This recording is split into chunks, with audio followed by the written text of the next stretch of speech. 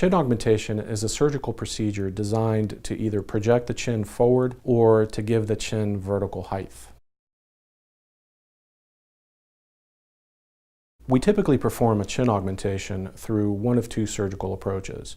It can be performed through the inside of the mouth with a small incision just inside the lip, or it can be performed through a small incision in the crease right behind the chin. Each approach has its advantages, and the difference in approaches really depends on the patient's specific problems as well as the type of implant that is used to correct the patient's problem.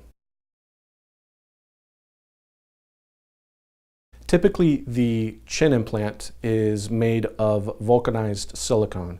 That means that it's silicone that is soft, however, it is not a gel. And that means that the product stays in its location and in its form throughout the patient's life. It does not migrate, it stays in the same location. After the recovery period, the implant material actually feels like the patient's own chin.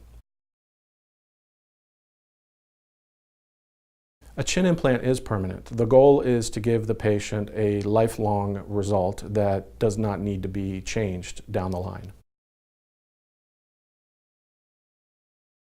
The best candidate for a chin implant is really somebody who has a receded chin or a small chin, and there is a difference. We try to achieve balance with the procedure.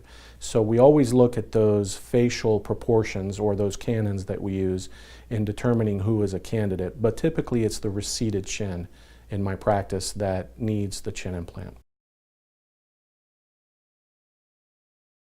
The goal of chin implant surgery is to restore balance to the lower part of the face. We normally divide the face into vertical thirds whenever we look at facial proportions. So whenever we try to augment the chin, we try to provide more strength to the lower part of the face.